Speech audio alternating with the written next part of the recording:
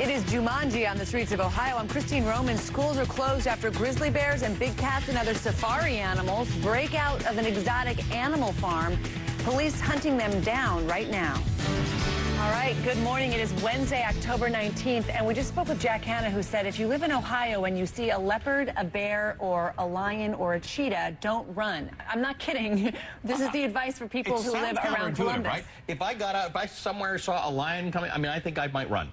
So he says don't run. He said make a lot of noise, make yourself very big, and quickly try to get into the house. You know, he's not saying stand there and face it down. We are going to cover one of the craziest stories we've ever covered. A bunch of wild animals on the loose in Ohio. We're not talking about the debate last night. Carol is in Las Vegas covering that. Golden got a little wild for a few minutes, Carol. It did get a little wild, but I think we should talk about what's happening in Ohio because this is downright scary. We'll get to the debate in a bit, but I'm going to throw it back to you guys. All right, let's talk about this situation. Schools are closed. People are on lockdown this morning. It's around Zanesville, Ohio. They're being warned to stay inside as people hunt down safari animals that somehow were released or escaped after the owner of an exotic animal farm died. We don't know how much of a head start these animals had on us. Mainly, there were grizzly bears and black bears there. There were cheetahs, there were lions, and there were tigers. Did I hear possibly a giraffe? As I released earlier, there's been giraffes and camels at this place before in the past. These are wild animals that you would see on TV in Africa. I'm less concerned about the camel and more concerned about a very unhappy grizzly bear. Right. These are adults, we're told, and they've lived in captivity their whole life, so they're probably disconcerted and probably very hungry. At least 24 animals were shot and killed. A few minutes ago, we spoke to legendary wildlife expert Jack Hanna. They called him in from nearby Columbus, the Columbus Zoo, to help out. He told us about 30 animals were down, 8 animals were still on the loose, and police were about to go after 3 big cats. Here's our conversation with him. People have to understand something, everyone. Human life comes first, and we're trying our best to make sure no one is hurt doing this. The animals, the question is, why didn't the sheriff tranquilize them last night? It was dark, number one. You cannot tranquilize an animal in the dark. It upsets him. It's like if you got popped with a little stick, a shot. And they settle in, they hunker down, they go to sleep. Obviously, we can't find them in the dark. So what had to be done, had to be done. Even a bear came after one of the officers last night as he was just trying to get out of a car. So what happened with that, no one loves animals more than me, but human life has to come first. And then we're concentrating now today. I've got my veterinarians behind me here. We're going to go up there in the daylight with the sheriff to assess that no human life is in danger. At that point, we will tranquilize the animals. I'm making room at the Columbus Zoo and the Wilds to take these animals. There's primates in the house there that we're going to take care of, and there might be a leopard or 2 up there, we understand still, and we don't know. There's about 8 animals unaccounted for now that we're going to try and locate today. Right now, though, joining us on the phone is Kim Hamble of Muskegon County's Sheriff's Office. She is on the phone with us. Kim, thank you for being with us. Good morning. That sounds like somebody named Tim as opposed to Kim. It's Kim. Okay, Kim. It's Kim, K-I-M. Kim, all right, very good. Kim, what's the situation as you know it right now? As of right now, 11:30 a.m., we sent deputies, wildlife officers, and the vets into the property to do a search and recover. We think we have still 14 to 15 animals unaccounted for.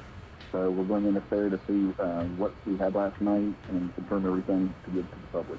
Kim, can you tell me how these animals got loose?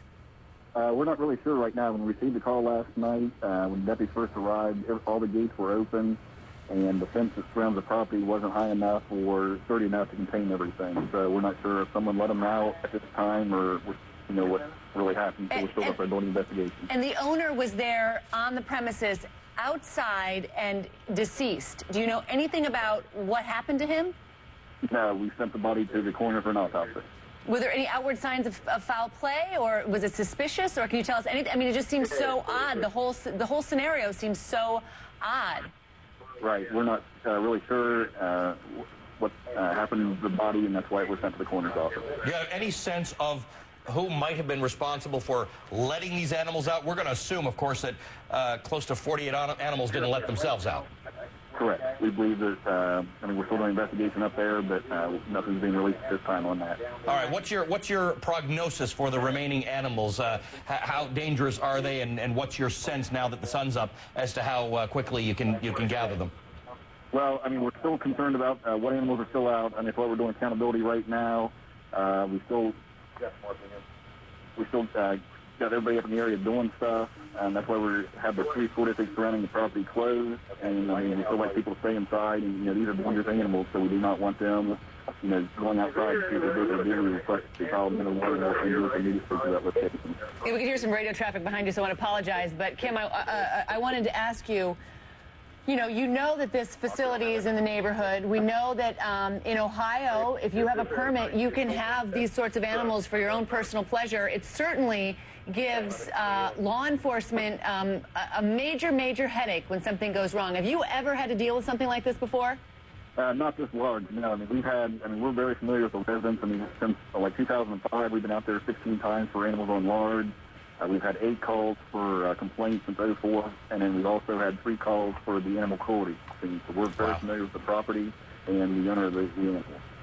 And the owner of the property is now dead. I read somewhere that he has recently. Can you tell me anything about his legal background? Has he been in trouble has he been charged, or has he been in trouble for any of these instances?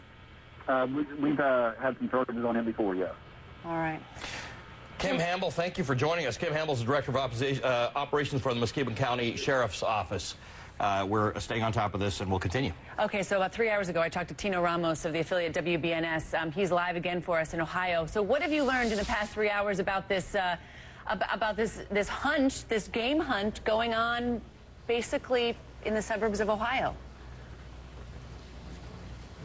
Yeah, one good thing right now is they have daylight. That the daylight's really going to be an important factor to this, to get a better visual on what they're looking for, because it was really kind of scary being out in the dark. Your visibility, maybe about 50 yards, you don't know what may have come up upon you. But we do know we're talking about 10, maybe a dozen animals that they're still looking for, still calling them dangerous and aggressive animals that came off of this farm. And right now, a number of officials are here just kind of assessing the situation. They're going to go back to that property and try to figure out what more they need to do in terms of tracking them down. Now, we may have mentioned, or you may have mentioned throughout the morning here, the Columbus Zoo is also here assisting. They're hoping maybe they can provide some type of assistance in terms of tranquilizing some of these animals instead of technically putting them down. That was the big thing early on when they arrived on the property there, is that they literally had to go in there and put these animals down with the fear that they just may be dangerous, the fear that they may charge at these officers. So right now they're reassessing the whole plan again, trying to get a better attack on this whole thing and hoping to bring all these animals back into custody of sorts. And you just heard us talk with the Director of Operations for the County Sheriff's Office, Tino, but they don't know what happened to the owner. I mean, they found him on the premises outside, dead. The gates were open, many of the animals out of the cages. They're working under the assumption that someone let them out. And while we've heard from some people that this isn't suspicious, it's entirely hard to believe this isn't suspicious. The whole thing is suspicious. Yeah, and I think it's almost fair to say that, they obviously want to gather all their ducks in the row here before releasing any type of information about exactly what happened at that site. Again, the autopsy is taking place on Terry Thompson. We have heard some speculations about things that we don't want to give out until we get true confirmation. But it seems kind of clear that somebody opened up these gates. So that's going to be the whole issue here. Who was planning to make this happen in the first place? And again, are there other people that are involved with it? Those are some of the questions that we still get to answer. And in your reporting, who was Terry Thompson? I mean, he was a guy who had been several run-ins with the sheriffs. They said so over the years, and an awful lot of animals. But this wasn't a tourist location. This was his farm, and he collected these animals. He collected them, and he also rescued them, too. So there was a heart behind the man. But unfortunately, though, they've had run-ins with him, as you had heard from the sheriff's department here. He has also been in jail on weapons charges. They found weapons in the property where he was at earlier in the year. So it's been kind of a difficult situation dealing with him because they've had so many calls going in and out of his property there. People concerned about the well-being of these animals. And, of course, the possibility that these animals may escape, which they now have, and really have turned this town upside down in terms of trying to deal with it. So again, was somebody going after Terry Thompson? Did Terry Thompson act on his own?